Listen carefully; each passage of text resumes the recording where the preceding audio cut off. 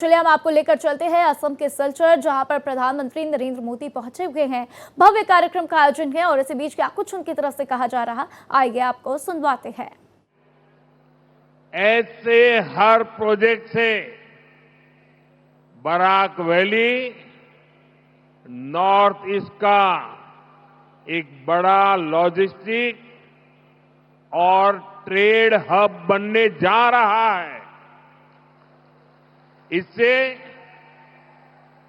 यहां के नौजवानों के लिए रोजगार के, स्वरोजगार के अनगिनत अनगिनत अवसर बनने जा रहे हैं।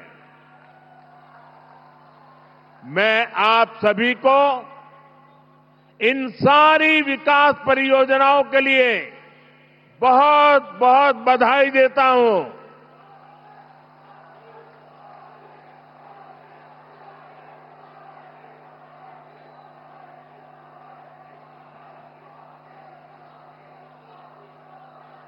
साथियों,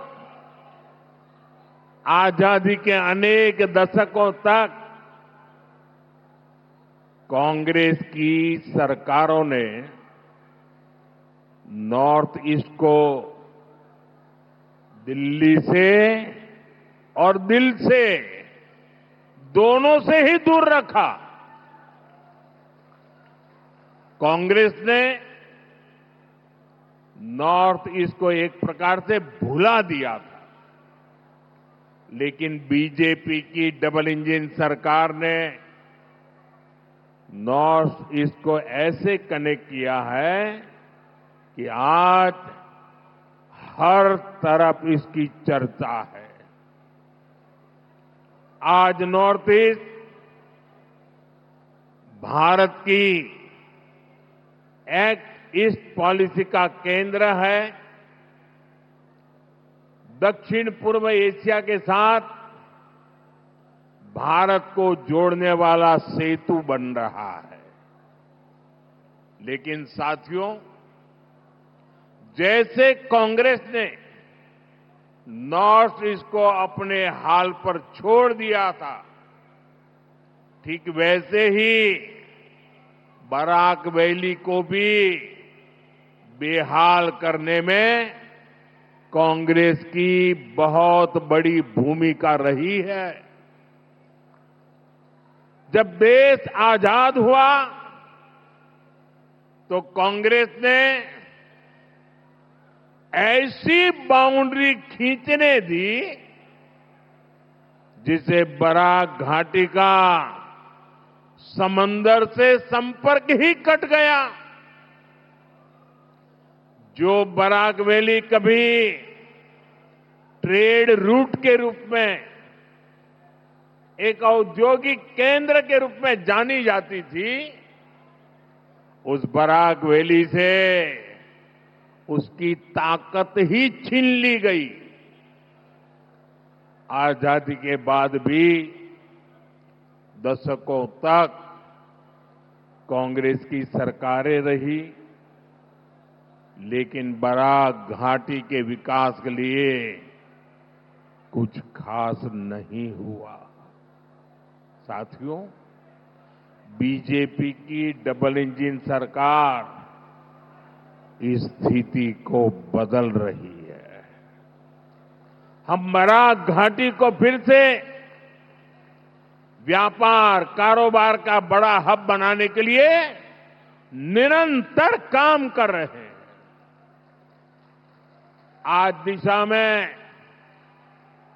इस दिशा में एक बहुत बड़ा और अत्यंत महत्वपूर्ण कदम उठाया जा रहा है। आज करीब 24,000 करोड़ रुपए के Shillong Silchar high speed corridor का भूमि पूजन हुआ है। 24,000 करोड़ रुपए कितने कितने 24,000 करोड़ रुपए कितने कितने कितने ये जरा कांग्रेस वालों को पूछना, जरा कागज पेन देना और उनको कहना कि जरा कागज पर 24,000 करोड़ लिखो तो कितने कितने जीरो लगते हैं, आएगा नहीं उसको।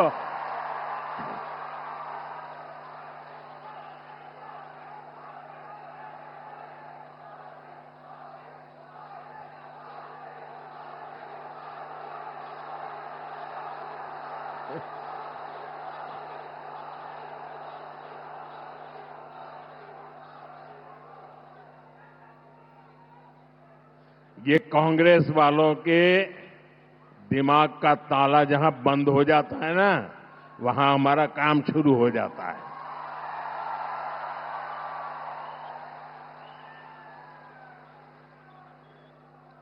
यह नॉर्थ ईस्ट का पहला access control high speed corridor होगा।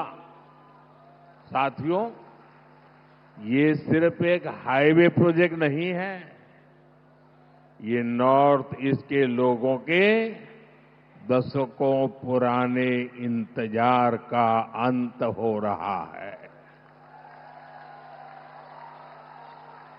इस कॉरिडोर से सिलचर, मिजोरम, मणिपुर और त्रिपुरा, ये सब राज्य कनेक्ट होने वाले हैं।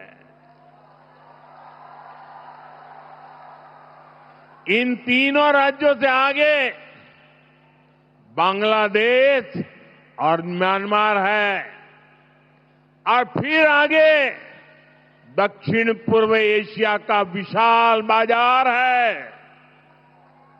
यानी बराक घाटी एक बहुत उज्जवल भविष्य की तरफ जुड़ने का आज शिलान्यास कर रही है।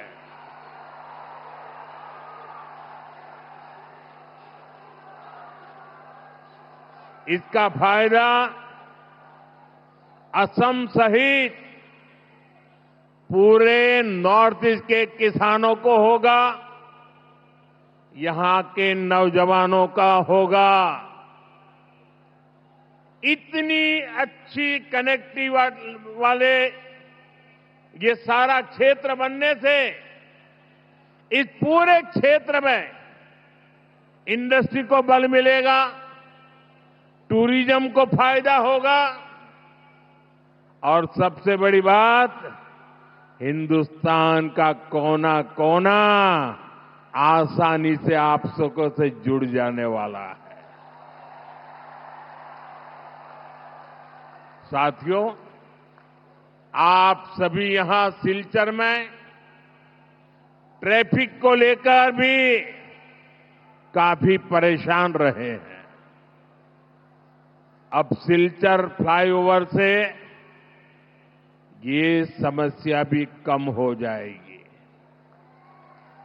Silchar medical college, NIT Silchar और असम यूनिवर्सिटी में पढ़ाई कर रहे युवा साथियों के लिए ये बहुत अच्छी सुविधा हो गई है। 10 साल में यहां के किसानों की जेब में 20,000 करोड़ रुपया उनके जेब में दिया है। ये कांग्रेस वालों ने 10 साल राज किया। प्रधानमंत्री तो असम से चुन करके गए थे, उसके बावजूद भी एक फूटी कोड़ी नहीं दी, एक फूटी कोड़ी किसानों को नहीं दी। हमने 20,000 करोड़ रुपया दिया है।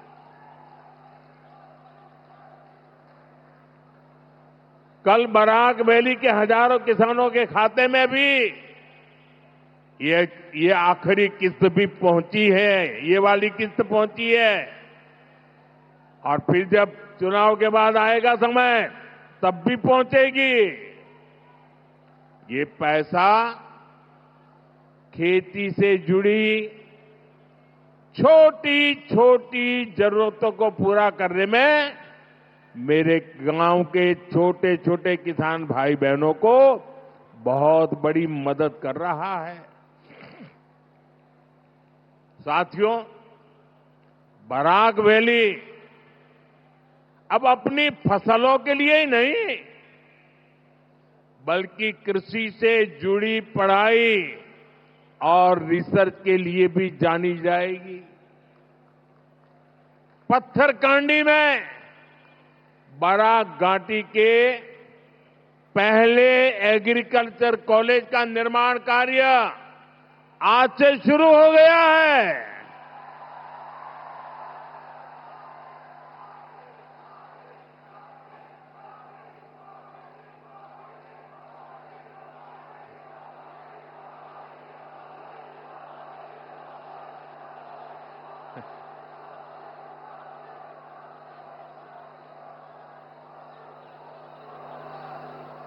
इससे किसानों को तो फायदा होगा ही, यहां के नौजवानों को कृषि स्टार्टअप के लिए सहयोग, समर्थन और प्रोत्साहन मिलेगा। साथियों, भाजपा का मंत्र है, जो विकास की दौड़ में पीछे रह गया उसे प्राथमिकता देना। कांग्रेस की सरकारें बॉर्डर एरिया को देश के अंतिम गांव मानती थी। हम बॉर्डर के गांवों को देश के पहले गांव मानते हैं और इसलिए बॉर्डर एरिया के विकास के लिए कछार जिले से ही वाइब्रेंट विलेज प्रोग्राम का अगला चरण शुरू किया था।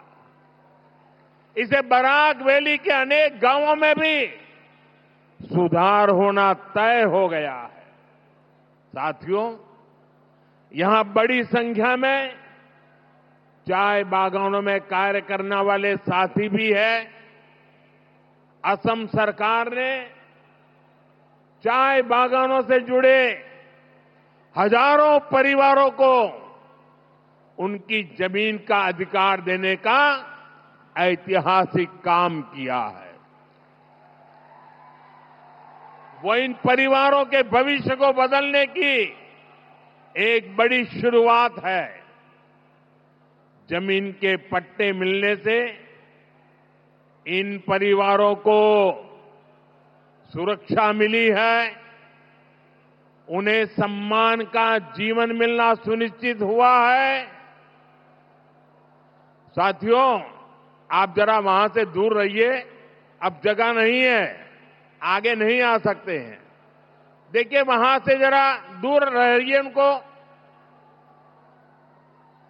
अब आगे नहीं आ सकते भैया। अरे, हमारे असम के भाई बहन तो बड़े समझदार हैं। आपका ये प्यार, आपका आशीर्वाद, ये इतनी बड़ी ताकत है। कृपा करके आप साथियों, मैं हेमंता जी की सरकार को बधाई देता हूं। चाय बागानों में करीब 200 सालों से सेवा दे रही अनेक पीढ़ियों के संघर्ष को आपने आज सम्मान दिया है।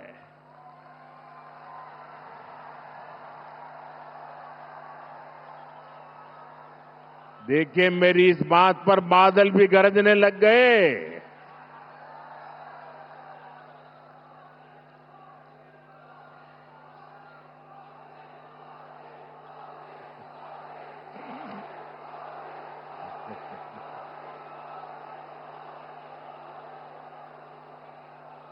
मुझे खुशी है, जिनको पहले की सरकारों ने अपने हाल पर छोड़ दिया था, उनकी सूध बीजेपी सरकार ने ली है। साथियों, ये सिर्फ भूमि पर कानूनी अधिकार का ही मामला नहीं है।